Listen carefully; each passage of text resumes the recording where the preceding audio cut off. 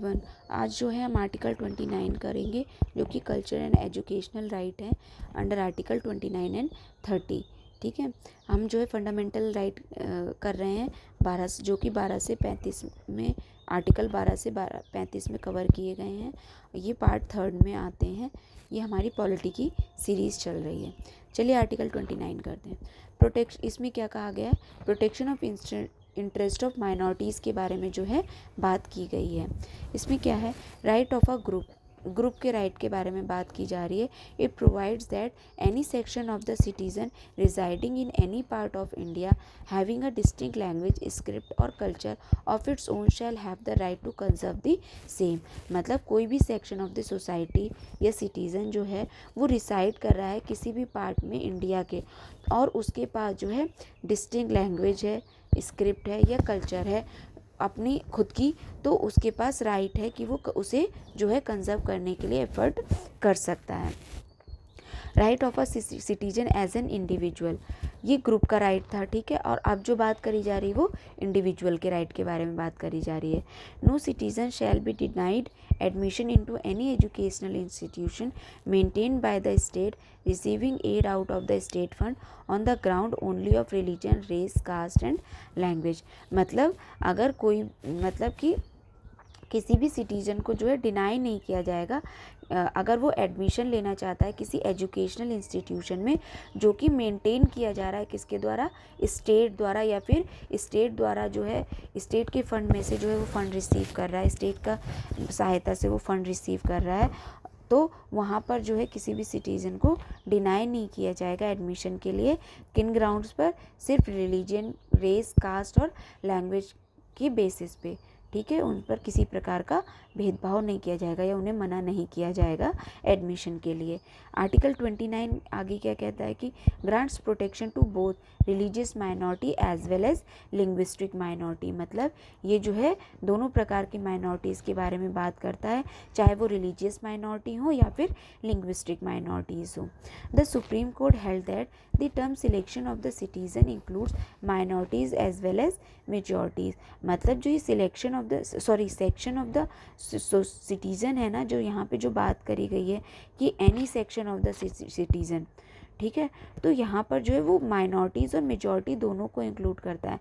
मतलब अगर कोई भी, चाहे वो माइनॉरिटी में हो चाहे वो मेजॉरिटी में हो उनकी जनसंख्या, और वो जो है क्या कहते हैं अपने जो है डिस्टिंक्ट लैंग्वेज, स्क्रिप्ट और कल्चर को जो है कंजर्व करना चाहते हैं, तो वो अलाउड है। ठीक है, वो कर सकते हैं।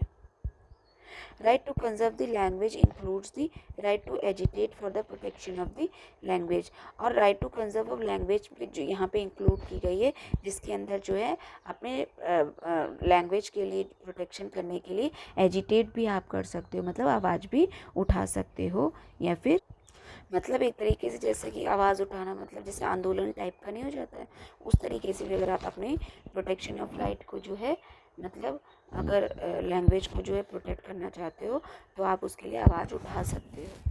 ठीक है, आर्टिकल 30 क्या कहता है, right of minorities to establish and administer educational institution.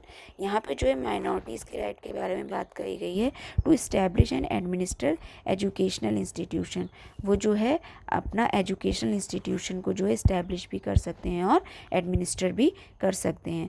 All minorities whether based on religion और language shall have the right to establish और administer educational institution of their choice. चाहे वो रिलीजियस माइनॉरिटीज़ हों या linguistic minorities हों, उन दोनों के पास जो है ये राइट है कि वो चाहे तो इस्टेब्लिश कर सकते हैं या फिर एडमिनिस्टर कर सकते हैं अपने किसी भी प्रकार के एजुकेशनल इंस्टीट्यूशन को अपनी मर्ज़ी के हिसाब से, जिसको वो चॉइस करना चाहें। ठीक है, compensation amount fixed by the state for the compulsory acquisition of any property of a minority educational institution shall not restrict or abrogate right guaranteed to them।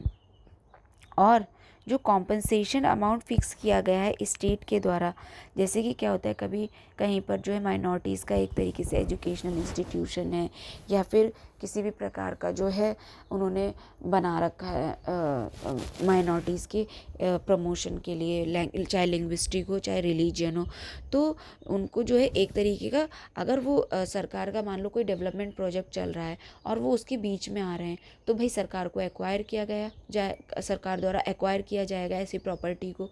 तो भाई और जो प्रॉपर्टी के राइट हैं, जो राइट टू प्रॉपर्टी है, उनमें जो बाकी इन मतलब जो माइनॉरिटीज़ वाले जो इंस्टीट्यूशन हैं उनको एक्वायर करने के अलावा जो है क्या कहते हैं और प्रॉपर्टीज़ जो लोगों की, नॉर्मल सिटीज़न की जो एक्वायर की जाती हैं डेवलपमेंट पर्पसेस के लिए सरकार के द्वारा, तो वहाँ पर जो है ये कहा गया है कि जो एप्रोप्रिएट कॉम्पेंसेशन होगा वो दिया जाएगा सरकार की क्षमता के अनुसार। लेकिन जो यहाँ पर जो है माइनॉरिटीज़ के केसेस में क्या कहा जाता है, जो अमाउंट फिक्स किया जाएगा वही फिर सरकार को पे करना होगा, और वो जो अमाउंट किस तरीके का होगा भाई, उस टाइम के हिसाब से जो उस प्रॉपर्टी का जो भी आ रहा होगा दाम, उस हिसाब से जो है उन्हें पे करना होगा। ठीक है, ये कंपलसरी है। फिर in granting aid the state shall not discriminate against any educational institution manage by the minority in granting aid, मतलब कि जैसे कि अगर कोई एड देनी है, जैसे होता है ना कि सहायता देनी है पैसों के मामले में, सरकार की तरफ से कोई सहायता आ रही है, तो फिर ऐसे केसेस में जो है आप किसी भी प्रकार का डिस्क्रिमिनेशन नहीं करोगे अमंग एजुकेशनल इंस्टीट्यूशन जो कि मैनेज किए जा रहे हैं माइनॉरिटीज़ द्वारा। The protection under article 30 is confined only to minorities, religious और linguistic and does not extend to any section of the society. देखो आर्टिकल 29 जो था वो ये कह रहा था any section of the society, तो वहाँ पर जो है सबको जो है, चाहे वो माइनॉरिटी हो चाहे वो मेजॉरिटी हो, दोनों पर लागू था, मतलब दोनों को अलाउड था। लेकिन जो आर्टिकल 30 है वो यहाँ पर सिर्फ जो है माइनॉरिटी की बात कर रहा है जो कि रिलीजियस और लिंग्विस्टिक है, और वो any section of the society पर लागू नहीं होता है। The term minority has not been defined any where in the constitution, और कॉन्स्टिट्यूशन में जो माइनॉरिटी शब्द को है उसे कहीं भी जो है डिफाइंड नहीं किया गया है। राइट अंडर आर्टिकल 30 क्या है, it also includes the right of the minority to impart education to its children in its own language. जो आर्टिकल 30 है वो इंक्लूड करता है कि जो माइनॉरिटी है वो चाहे तो अपने चिल्ड्रंस को जो है अपनी लैंग्वेज में जो है एजुकेशन प्रोवाइड करने की सुविधा को लागू कर सकते हैं, मतलब इम्पार्ट कर सकते हैं। माइनॉरिटी एजुकेशन इंस्टीट्यूशन जो होते हैं वो 3 तरह के होते हैं। Seeking recognition as well as aid from the state, मतलब उन्हें स्टेट द्वारा एक तो रिकॉग्नाइज किया गया हो और दूसरा वहाँ से जो है इन्हें सहायता भी प्राप्त हो रही हो। They are subject to the regulatory power of the state, और ये जो है सब्जेक्ट है regulatory power of the state को, मतलब कि तो वो जो है मतलब जो रेगुलेशंस जो है स्टेट द्वारा बनाई जाएंगी उसके अंडर में आएंगे, उसको उन्हें फॉलो करना पड़ेगा। Seeking only recognition from the state and not aid, they are subject to regulatory power of the state, मतलब जो कि केवल रिकॉग्नाइज की गई हैं, सरकार द्वारा मान्यता प्राप्त की गई हैं और उनके द्वारा, लेकिन किसी भी प्रकार की सहायता नहीं मिल ले रहे हैं, वो लोग सरकार से किसी भी प्रकार की मदद नहीं ले रहे हैं अपने माइनॉरिटी इंस्टीट्यूशन को चलाने के लिए, तो ऐसे जगह पर they are subject to regulatory power of the state. तो लेकिन वहाँ पर जो है स्टेट की रेगुलेटरी पावर जो है उन पर लागू होगी। Neither seeking recognition not aid from the state, they are free to administer their affairs but subject to the operation of general law like contract law, labor law etc. और जो कि ना तो स्टेट द्वारा रिकॉग्नाइज किए गए हैं और ना ही उनसे जो है किसी भी प्रकार की सहायता प्राप्त कर रहे हैं स्टेट से, तो ऐसे लोग जो हैं फ्री हैं टू एडमिनिस्टर देयर अफेयर, मतलब वो अपने अफेयर को एडमिनिस्टर करने के लिए फ्रीली जो है कदम उठा सकते हैं। लेकिन सब्जेक्ट वहाँ पे जो है रीजनेबल रिस्ट्रिक्शन लगाई जा सकती है जब ऑपरेशन फॉर जनरल लॉज, मतलब जब जनरल लॉ की बात आएगी, जैसे वहाँ पर भी जो है कॉन्ट्रैक्ट लॉ लागू होंगे, लेबर लॉ लागू होंगे, जैसे कि आप जो है लेबर लॉ जो होते हैं कि भाई आप किसी को भी जो लेबर के प्रोटेक्शन को लेकर जो भी लॉज होते हैं, या जो कॉन्ट्रैक्ट हैं कि भाई पर्टिकुलर कॉन्ट्रैक्ट लॉ के अंडर में जो भी सेफ गार्ड्स वगैरह अवेलेबल हैं, तो वो सब जो है वहाँ पर लागू होंगे, आप उन्हें मना नहीं कर सकते। The right conferred to the minority under article 30 is only to ensure equality with the majority and not intended to place minority in more advantageous position vis-a-vis majority। मतलब जो ये राइट दिए गए ना, स्पेशल राइट जो दिए जा रहे हैं माइनॉरिटी को, वो जो है उनके प्रमोशन के लिए है कि भाई वो जो है मेजॉरिटी वाले जो सिटीज़न हैं उनसे कहीं पीछे ना रह जाएं। और ये राइट इस तरीके से नहीं है कि उनको इक्वल बेसिस पे लाने के लिए, ना कि इसलिए है कि आप जो है मेजॉरिटी से भी ऊपर जो है ताकतवर हो जाओ या उनसे भी ऊपर जो है अपने प्रोविज़न लागू करने के लिए, मतलब एक तरीके से अपने आप को हायर जो है उस पर रखो थोड़ा। तो यहाँ पे ये कहा गया है कि जो है आपको इक्वल जो है प्लेटफॉर्म पे लाने के लिए किया जा रहा है कि भाई आपके भी राइट्स की बात हो, आप कहीं पीछे ना रह जाएं। लेकिन इसका मतलब ये बिल्कुल नहीं है कि मेजॉरिटी से आपको आगे निकाला जा रहा है, नहीं, आपको सिर्फ इक्वल लाने के लिए जो है ये सारे प्रोविजंस बनाए गए हैं। यहाँ पे रिवर्स डिस्क्रिमिनेशन का कोई प्रोविज़न नहीं है। मतलब कि आप सोचो कि पहले क्योंकि आपके खिलाफ डिस्क्रिमिनेशन हो रहा था इसलिए आपको जो है ऊपर लाया गया, मुख्य धारा में लाया गया, लेकिन इसका मतलब ये नहीं है कि आपको इतना प्रमोट किया जाए कि भाई दूसरों के साथ डिस्क्रिमिनेशन होने लगे। तो रिवर्स डिस्क्रिमिनेशन ना हो, इसका ख्याल रखा जाएगा। The right to establish and administer educational institution is not absolute. मतलब जो एजुकेशनल इंस्टीट्यूशन को एडमिनिस्टर और इस्टेब्लिश करने का जो राइट है वो एब्सोल्यूट नहीं है। Not does it include the right to maladministration. मतलब कि आपको ये नहीं है कि भाई आपको सारे अधिकार मिल गए हैं एब्सोल्यूटली उस एवज में कि भाई आपको जो है एस्टेब्लिश और एडमिनिस्टर कर सकते हो एजुकेशनल इंस्टीट्यूशन, नहीं। और वहाँ पर जो है आप मैल एडमिनिस्ट्रेशन भी, किसी प्रकार का गलत जो है मतलब कार्यवाही या गलत तरीके से उसको चला भी नहीं सकते। सरकार की निगरानी में रहकर ही जो कंट्री के हित में होगा आपको उसी के दायरे में रहकर जो है इस्टेब्लिश और एडमिनिस्टर करना है माइनॉरिटी इंस्टीट्यूशन को। In India if religious sect community is given the status of national minority it entitle to establish and administer exclusive educational right and it can derive benefit from the prime ministers 15 point programme.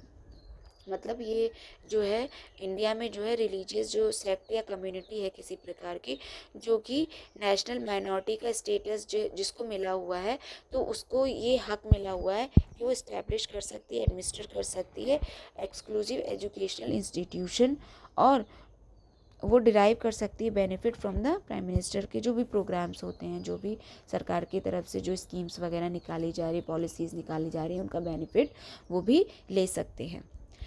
फिर क्या है, right to constitutional remedies के बारे में बात की गई है आर्टिकल 32 में। नेक्स्ट आर्टिकल क्या है, article 32। This contains remedies for the enforcement of fundamental right of an aggrieved citizen. ये मतलब एक तरीके से जो है रेमेडी प्रोवाइड करता है किसको, एनफोर्समेंट ऑफ फंडामेंटल राइट को लेकर किसी एग्रीव्ड सिटीज़न के एवज में। मतलब जो कोई सिटीज़न है अगर उसे लगता है कि उसके फंडामेंटल राइट जो है उनको जो उल्लंघन हो रहा है, उसको नहीं मिल रहे हैं या उससे छीना जा रहा है, तो उसको फिर जो है रेमेडी दी गई है कि भाई आप पर्टिकुलर जो है जगह पे जाके अपनी बात रख सकते हो, अपने राइट के लिए लड़ सकते हो, इन्फोर्समेंट ऑफ फंडामेंटल राइट के लिए। 4 प्रोविज़न है इस रिगार्ड में। Right to move to the supreme court. मतलब बंदा चाहे तो अगर किसी का जो है फंडामेंटल राइट जो है छीना जा रहा है या उस पर कोई रिस्ट्रिक्शन लगाई जा रही है, तो उसके पास राइट है कि वो डायरेक्ट सुप्रीम कोर्ट पे जाकर जो है अपनी बात रख सकता है, वहाँ से जाकर जो है अपने राइट की डिमांड कर सकता है। The supreme court has the power to issue writ. Supreme court के पास जो है रिट इशू करने की पावर है इस एवेज में। Parliament can empower any other court to issue the direction orders and writ of all kind. और अगर पार्लियामेंट चाहे, अभी तो जैसे क्या है सुप्रीम कोर्ट के पास जो है ये पावर है, ठीक है, और इसके लिए जो रेमेडीज़ हैं कॉन्स्टिट्यूशनल उसके लिए। और अगर पार्लियामेंट चाहे तो ऐसी किसी भी पावर, ऐसी कोई पावर जो कि रेमेडीज़ वाली है वो किसी और कोर्ट को भी जो है दे सकता है, उसका दायरा बढ़ा सकता है। ये सारा जो है पार्लियामेंट के हाथ में है। किसी और को मतलब कोर्ट को भी इसके अंडर में ला सकते हैं। अभी जो है आपको क्या है, डायरेक्ट सुप्रीम कोर्ट का तो मिला हुआ है कि आप डायरेक्ट सुप्रीम कोर्ट में अप्रोच कर सकते हो, लेकिन अगर पार्लियामेंट जो है बाय लॉ जो है किसी और कोर्ट का भी मतलब नोटिफाई कर दे कि आप इस कोर्ट में जा सकते हो, तो आप वहाँ पर भी जा सकते हो। फिर right to move the supreme court shall not be suspended except as otherwise provided by the constitution. मतलब और जो ये राइट है आपका सुप्रीम कोर्ट में जाकर अपने राइट के लिए लड़ने का, अपने हक के लिए, फंडामेंटल राइट की मतलब कि रेमेडीज़ के लिए, तो वो जो है क्या कहते हैं, सस्पेंड नहीं किया जा सकता किसी भी कंडीशन में, सिवाय उनके जो कि कॉन्स्टिट्यूशन में दी गई हैं। फिर क्या है, the Supreme Court ruled that its power under Article 32 is a basic feature of the Constitution। और सुप्रीम कोर्ट ने जो है ये कहा है कि जो आर्टिकल 32 है वो basic feature of the constitution है, जिसके अंडर में वो रेमेडीज प्रोवाइड करता है सिटीजन की। फिर violate of fundamental right is the sine qua non for the exercise of the right conferred by the article 32। मतलब ये बात करता है ऐसे, मतलब जो आर्टिकल 32 में जो रेमेडीज़ दी गई हैं एक तरीके से violation of the fundamental right के बारे में, कि मतलब भाई ये एब्सोल्यूट है, इसेंशियल है और इंडिस्पेंसेबल है। मतलब आप आर्टिकल 32 को जो है, इसे जो है जो राइट दिया गया है सिटीजन को, ये एब्सोल्यूट है, इंडिस्पेंसेबल है, आप इसे डिस्पेंस नहीं कर सकते किसी भी कंडीशन में। Constitutionally, the President can suspend the right to move any court for the enforcement of fundamental rights during national emergency under Article 359। और कॉन्स्टिट्यूशन में ये गिवन है, देखो यहाँ पे ये साफ साफ दिया गया है कि सुप्रीम कोर्ट जो है, ये जो राइट है सुप्रीम कोर्ट के पास जाने का आपका अंडर आर्टिकल 32, ये जो है किसी भी हालत में सस्पेंड नहीं किया जाएगा, सिवाय उसके जो कि कॉन्स्टिट्यूशन में जो ग्राउंड्स दे रखी हैं उन ग्राउंड्स पे तो किया जा सकता है एक बार को, लेकिन उसके अलावा किसी और ग्राउंड पर नहीं। और यहाँ पर वही बात कही गई है कि भाई आर्टिकल 32 जो है वो जो है कन्वर्ट किया गया है, वो जो है इंडिस्पेंसेबल है, मतलब वो जो है आप उसे डिस्पेंस नहीं कर सकते। कॉन्स्टिट्यूशन और प्रेसिडेंट जो है वो सस्पेंड कर सकता है right to move any court. मतलब आपका जो right to move any court का जो अधिकार है उसे चाहे तो प्रेसिडेंट सस्पेंड कर सकता है for enforcement of fundamental right during emergency. Emergency के दौरान अगर कोई नेशनल इमरजेंसी लगी हुई है, उस दौरान जो है अगर प्रेसिडेंट को लगता है कि देश हित में आपकी जो है फंडामेंटल राइट को सस्पेंड किया जाना चाहिए, तो वो जो आर्टिकल मेंशन करेगा फंडामेंटल राइट के अंडर में, वो आर्टिकल आपके सस्पेंड हो जाएंगे। फिर एनफोर्समेंट ऑफ फंडामेंटल राइट के बारे में बात की गई है यहाँ पे। The jurisdiction of supreme court is original but not exclusive, it is concurrent with the jurisdiction of high court under article 226। देखो यहाँ पे कहा गया था ना कि आप डायरेक्ट कोर्ट जा सकते, सुप्रीम कोर्ट जा सकते हो, लेकिन ये जो सुप्रीम कोर्ट जाने का जो राइट है कि मतलब आप जो है डायरेक्ट सुप्रीम कोर्ट जाके जो है अपनी बात रख सकते हो, अपने राइट के लिए लड़ सकते हो, ये उसका वो ओरिजिनल तो है कि मतलब आप डायरेक्टली चाहो तो सुप्रीम कोर्ट जा सकते हो, लेकिन एक्सक्लूसिव नहीं है। मतलब सिर्फ उसके पास राइट नहीं है कि आप सिर्फ सुप्रीम कोर्ट जा सकते हो, आपके पास ये राइट भी है कि अगर आपको लगता है तो आप पहले हाई कोर्ट में भी जा सकते हो। आप देखो सुप्रीम कोर्ट में वही केसेस पहुंचते हैं जो हाई कोर्ट से आपने अपील, हाई कोर्ट के अगेंस्ट में अपीलें जाती हैं, ठीक है, तो तभी आप एक हायरार्की फॉलो करनी पड़ती है। आप डायरेक्ट अपने किसी केस के लिए जो है वो सुप्रीम कोर्ट नहीं जा सकते, लेकिन फंडामेंटल राइट की जो ये रेमेडीज़ हैं अंडर आर्टिकल 32 है, इसके लिए जो है आप डायरेक्ट जो है सुप्रीम कोर्ट अप्रोच कर सकते हो। वो तो ओरिजिनल ज्यूरिसडिक्शन हो गई उसकी, लेकिन एक्सक्लूसिव नहीं है, मतलब सिर्फ सुप्रीम कोर्ट नहीं, आप हाई कोर्ट भी डायरेक्ट जा सकते हो, ठीक है। आप चाहे तो सुप्रीम कोर्ट जाओ या फिर हाई कोर्ट, ये आपकी मर्ज़ी है आप कहाँ जाना चाहते हो इन रेमेडीज़ के लिए। सुप्रीम कोर्ट में आर्टिकल 32 कवर करता है, और जो है हाई कोर्ट के केस में जो है आर्टिकल 226 जो है में जो है इसके प्रोविजंस दिए गए हैं। आर्टिकल 32 जो है can not be invoke to determine the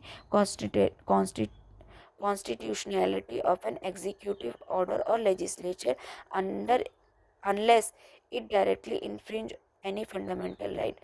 मतलब जो ये आर्टिकल 32 दिया गया के अंदर जो प्रोविजंस दिए गए हैं वो इन्वोक नहीं करते क्या चीज़ों को, to determine the constitutionality of executive order. मतलब कोई एग्जीक्यूटिव ऑर्डर निकाला गया है, ठीक है, और या फिर लेजिस्लेचर के लॉ बनाकर जो है कोई भी चीज़ आप पर लागू की जाती है, तब तक वो जो है क्या कहते हैं अंडर आर्टिकल 32 नहीं आएंगे।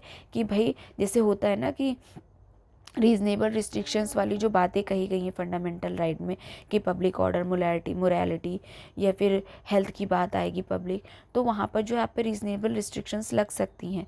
तो ये वही बात कही गई है। और रीजनेबल रिस्ट्रिक्शंस कब लगती हैं, जब भाई उसके लिए कोई एक्सक्लूसिव ऑर्डर निकाला गया हो या कोई एग्जीक्यूटिव ऑर्डर जो है लागू किया गया हो बना के, या फिर जो है लॉ द्वारा जो है कोई बात लागू की जा रही है, प्रॉपर उसके लिए लॉ है, तो वहाँ पर जो है आर्टिकल 32 जो आपका राइट है जो सुप्रीम कोर्ट में जाने का, वहाँ पर लागू नहीं होगा। सुप्रीम कोर्ट या हाई कोर्ट जो भी आप जानना चाहते हो वहाँ पर ये लागू नहीं होगा। ये डायरेक्टली इन्फ्रिज करता है एनी फंडामेंटल राइट को। अंबेडकर ने कहा, it is an article without which the constitution be a nullity.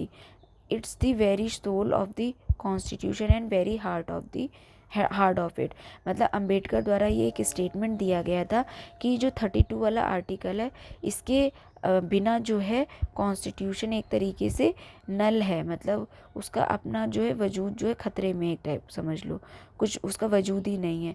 और ये जो है वेरी हार्ट और वेरी सोल है कॉन्स्टिट्यूशन के, जो अंतरात्मा होती है, जिसका दिल होता है, वो जो है जो आर्टिकल 32 है, रेमेडीज़ जो है वो जो है वही कॉन्स्टिट्यूशन की अंतरात्मा की तरह है, जो कि बहुत ज़रूरी है।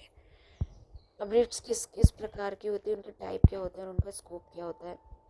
Borrowed from English prerogative writs fountain of the justice, जो है इसे जो है जो इंग्लिश की जो मतलब कि जो ब्रिटिशर्स में जो उनको जो फंडामेंटल राइट्स दिए गए थे उनमें जो है प्रीरोगेटिव राइट्स के बारे में जो बात कही थी, इसको जो है वहाँ से बोरो किया गया है और इसे फाउंटेन ऑफ जस्टिस के का कहा जाता है। मतलब एक तरीके से न्याय का फव्वारा, मतलब उसके नीचे जो भी आएगा उसे न्याय मिलेगा ज़रूर।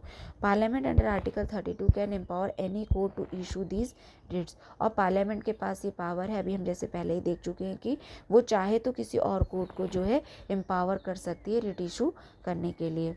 The supreme court under article 32 and high court under article 226 can issue Ritz. Article 32 में सुप्रीम कोर्ट और आर्टिकल 226 में हाई कोर्ट जो है, दोनों लोग जो हैं रिट्स को इशू कर सकते हैं, दोनों के पास पावर है। रिट्स कौन सी होती हैं? पहली है habeas corpus, meaning to have the body of unlawfully detain और इम्प्रिजन। मतलब किसी को जो है ये क्या यूज़ होती है? It is use to release a person who has been unlawfully detain और इम्प्रिजन। मतलब किसी पर्सन को अगर अनलॉफुली जो है डिटेन किया गया है या इम्प्रिजन किया गया है, मतलब कि गलत तरीके से, तो उसके खिलाफ जो है ये हैबियस कॉर्पस वाली जो रिट है वो लागू की हो, मतलब उसको जो है ये राइट दिया गया है अंडर हैबियस कॉर्पस की। मतलब फिर उसको किसी भी ऐसे, मतलब कि आप गलत तरीके से किसी को इम्प्रिजन नहीं कर सकते। Through this writ, the court orders the detaining authority to bring the detained person before the court to determine the legality of detention। और इसीलिए जो है कोर्ट में ये कहा गया है कि भाई जो वो बोला नहीं जाता है कि आपको जो है अगर किसी को आपने अरेस्ट किया है या डिटेन किया है तो आप उसको मजिस्ट्रेट के सामने जो है आप उसको पेश करोगे और फिर जो है वो तय करेगा कि इसको जो है डिटेन करना है या नहीं करना है according to the legality of detention, उसको चेक करके।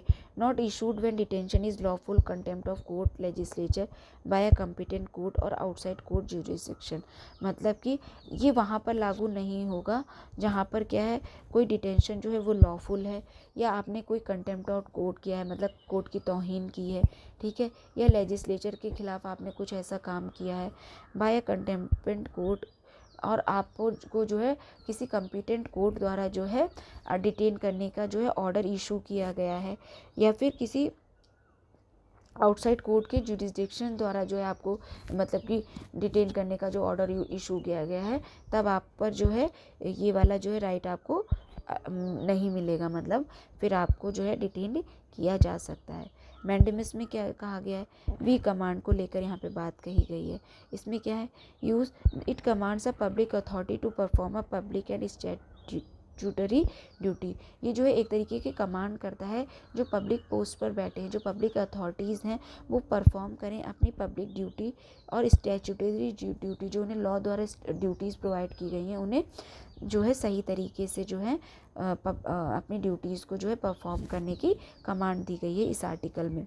These writs is issued when a lower court, a government officer, corporation और any public authority has failed और refuse to fulfil its duty.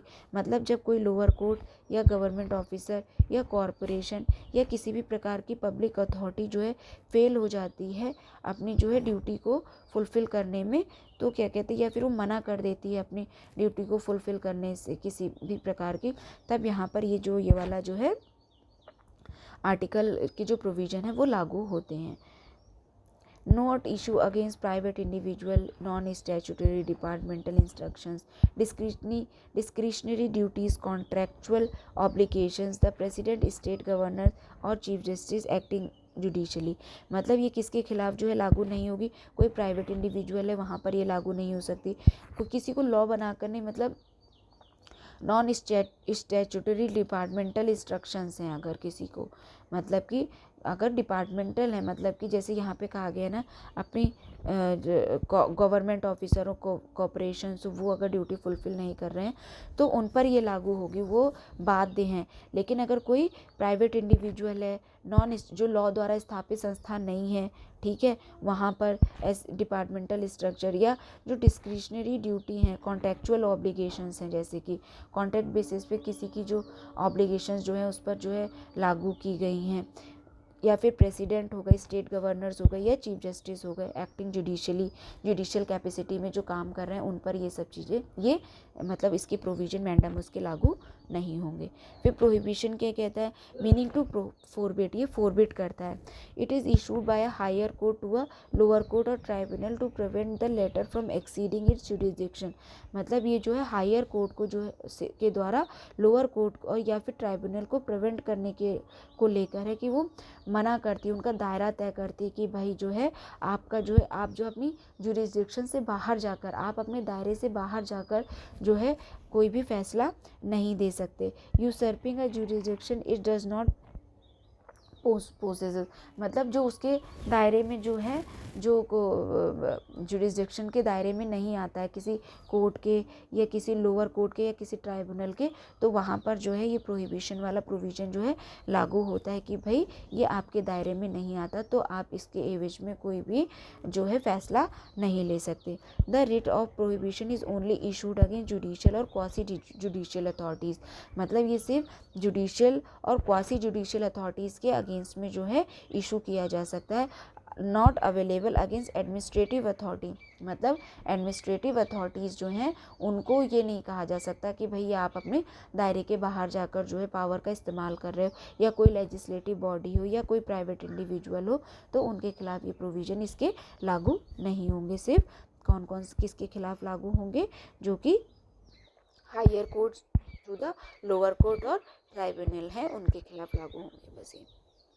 सर्ट्यूटरी क्या कहता है, मीनिंग टू सर्टिफाइड और to be informed. मतलब कि it is used by higher court to review a decision of lower court और tribunal. मतलब ये जो है हायर कोर्ट द्वारा जो है किसी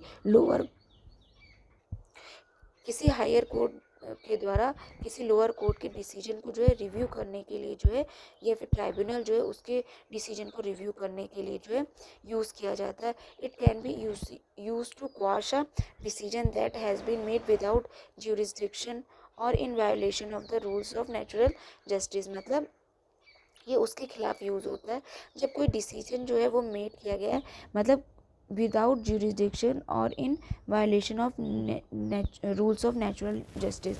मतलब जो jurisdiction के दायरे में नहीं आता, आपने उसके एवज में कोई फैसला ले लिया है, या फिर जो है आपने नेचुरल जस्टिस के रूल को जो है वायलेट किया है, उसका उल्लंघन किया है, वहाँ पर जो है ये लागू होता है इसकी provision. It was extended to administrative authorities in 1991।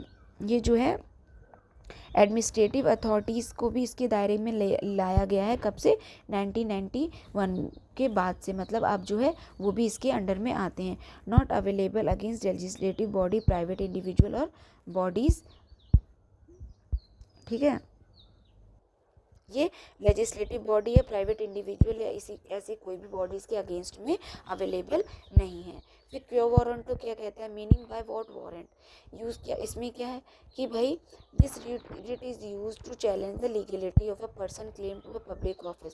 मतलब जैसे कोई जो है किसी पब्लिक ऑफिस पे बैठा है, लेकिन वो इलीगली जाके उसने उस पोजीशन को जो है एक्वायर किया है, तो ये रिट जो है उसकी लीगलिटी को चैलेंज करती है। ठीक है, it restrain the person from acting in an office to which she is not entitled and asks them to show by what authority they hold the office। तो मतलब ये जो है ऐसे किसी पर्सन को जो है रिस्ट्रेन करती है कि भाई वो मतलब किस हक से जो है पर्टिकुलर ऑफिस पे या पर्टिकुलर पोस्ट पे जो है एक्ट कर रहा है, पर्टिकुलर फैसले ले रहा है। ठीक है, और उनको आस्क करती है show by what authority they hold the office. वो किस अथॉरिटी से जो है उस पोजीशन पे आके बैठे हैं, इस प्रकार का क्वेश्चन किया जाता है उनसे।